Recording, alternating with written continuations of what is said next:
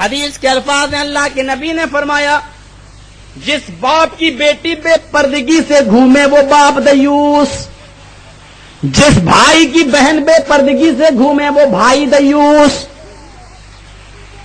جس شوہر کی بیوی بے پردگی سے گھومے وہ شوہر بھی دیوس۔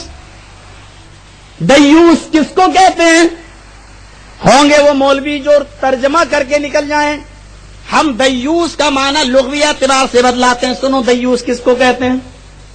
دیوس کہتے ہیں عربی زبان کے اندر اس آدمی کو جو اپنی ماں کو، بہن کو، بیٹی کو ایک غلط کوٹھے پر بٹھا دے اور وہ اپنا جسم بیچے، اور جسم بیچنے کے بعد جو پیسہ ملے وہ لڑکی اپنے باپ کو دے دے اور اس کا باپ اس کی جسم فروشی کی کمائی کو کھا لے، یا وہ بھائی جو اپنی بہن کی جسم فروشی کی کمائی کو کھائے، یا وہ شوہر جو اپنی بیوی کی کمائی کو کھائے، اس کو کہتے ہیں دیوس۔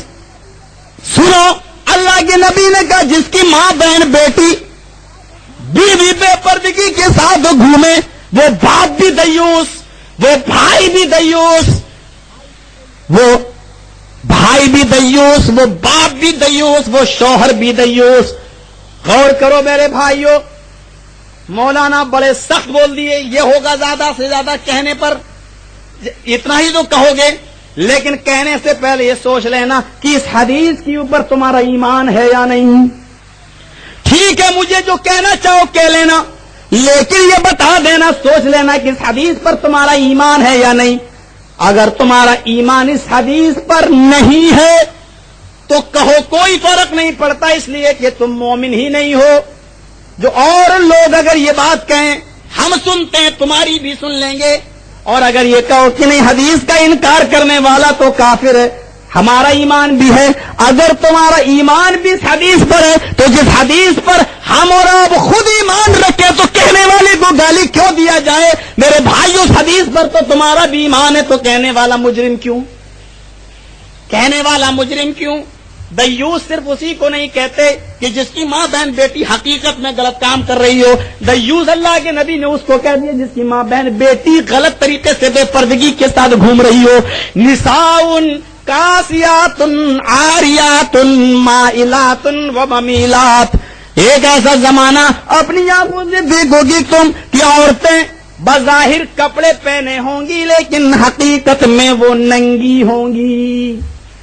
آج کسی لڑکی سے کہو یہ آپ آستین کا کپڑا ہٹ، فیشن ہے۔ کیا ہے؟ فیشن۔ تم جس کو فیشن کہہ رہی ہو، اللہ کے نبی ننگا کہہ رہے ہیں اس لڑکی کو، ننگی ہے وہ۔ ارے جسم تو چھپا ہوا ہے میرا، ننگی کہاں ہوں؟ ننگی تو وہ ہوگا جب میری شرمگاہ دکھے۔ نہیں، اللہ کے نبی نے بھی فرمایا تھا کہ شرمگاہ نہیں دکھے گی، بلکہ کیا کہا تھا کہ کاسیات، کپڑا پہنیں گی، لیکن پہننے کے باوجود بھی محمد رسول اللہ ان کو ننگا مانے گا، یعنی میں ان کو کپڑا پہنے ہوئے شمار نہیں کر رہا ہوں۔ یہ کہاں کہا تھا ننگی پھریں گی؟ آج عورتیں کہتی ہیں ہم ننگے کہاں ہیں؟ اب بتاؤ ننگا اور کس کو کہتے ہیں؟ اگر مسلمان عورت گھٹنا اس لیے نہیں کھولتی کہ ننگ پنا ہے تو میری ماں اور بہنوں، یہ آستینیں تمہاری کیوں کھل جاتی ہیں؟ کیا یہ ننگ پنا نہیں ہے؟ عورت کہا گیا تمہیں، اور عورت کے معنی ہی ہوتے ہیں پردے کی چیز، چھپائی جانے والی چیز۔ عار سے بنا ہے، عار کہتے نہیں کیسا آدمی اس کو شرم و عار نہیں ہے، عار کے معنی شرم، اور اسی عار سے بنا ہے عورت، شرم کی چیز۔ اور شرم کی چیز ہوتی ہے چھپانے کے لائق، چھپائی جانے کی چیز۔ یہ شرمگاہ اسی لیے بولتے ہیں کیونکہ یہ چھپائی جاتی ہے۔ اللہ کے نبی صلی اللہ علیہ وسلم کے زمانے میں ایک صحابی حضرت جرہد، مسلم شریف کی حدیث ہے، مسجد میں لیٹے تھے، سو رہے تھے اور ان کی ران کھل گئی تھی۔ یہ ران، گھٹنے کا حصہ کھل گیا تھا۔ اللہ کے نبی آئے، آپ نے ان کی ران پر ہاتھ مارا، اے جرہد اما علمتا ان الفخذ عورۃ، اے جرہد اٹھو، کیسے سو رہے ہو؟ کیا تم جانتے نہیں؟ ان الفخذ، کیا کہا؟ اما علمتا ان الفخذ عورۃ، کیا تم جانتے نہیں ہو کہ یہ ران بھی عورت ہے؟ ران بھی عورت ہے، یعنی جیسے تمہاری عورت چھپی رہتی ہے ایسے ہی تمہاری ران کو بھی چھپنا چاہیے۔ اللہ کے نبی نے اس ران کے لیے عورت کا لفظ استعمال کیا کیونکہ عورت کو چھپایا جاتا ہے، اس لیے ران کو بھی چھپایا جائے۔ امریکن ماحول ہے، ماڈرن، کرکٹ کھیلیں گے صاحب چڈی پہن کر، نیکر پہن کر، بغیرتو حیا کرو، یہ شرمگاہ ہے۔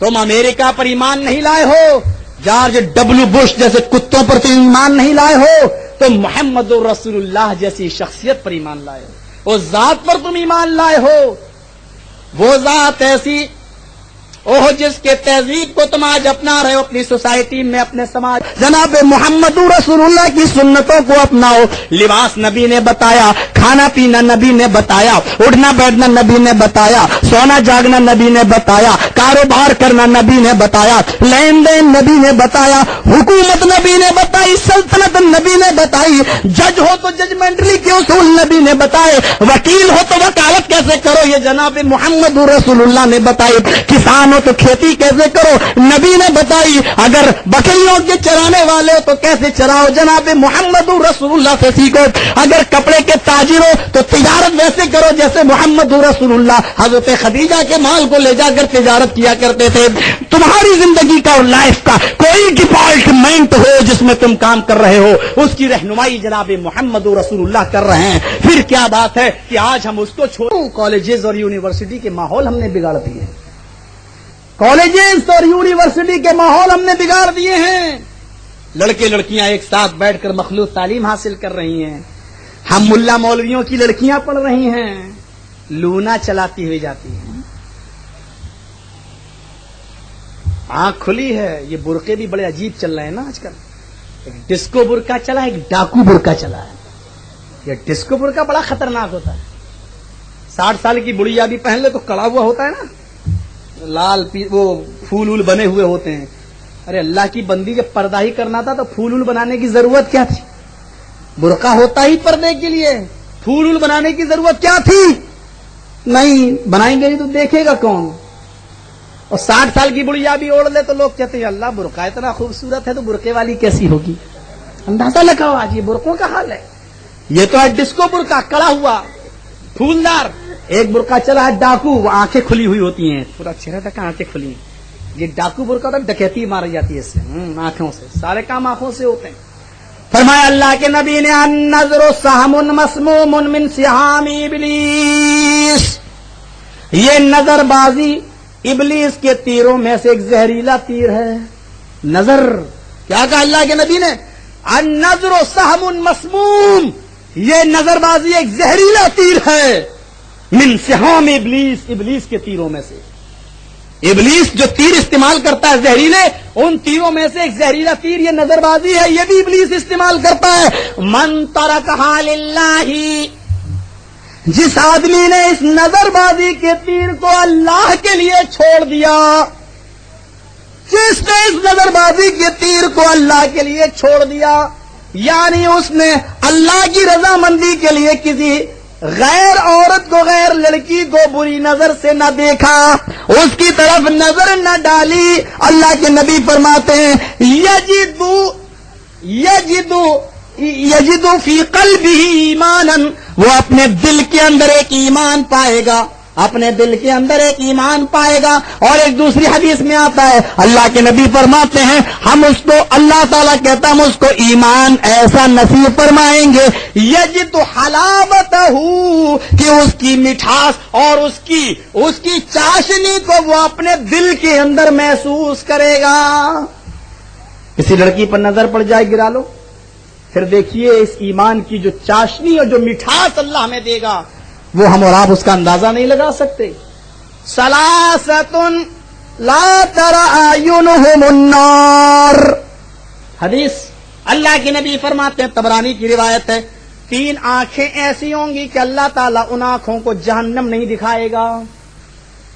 جب جہنم نہیں دیکھیں گی تو جائیں گی بھی نہیں وہ لوگ۔ کیا کہا؟ 3 آنکھیں ایسی ہیں کہ اللہ ان کو جہنم نہیں دکھائے گا ان آنکھوں کو۔ صحابہ نے عرض کیا اللہ کے نبی وہ 3 قسم کی آنکھیں کون سی ہیں جو جہنم نہیں دیکھیں گی؟ ثلاثۃ لا تری اعینہم النار، 3 قسم کی آنکھیں جہنم نہیں دیکھیں گی۔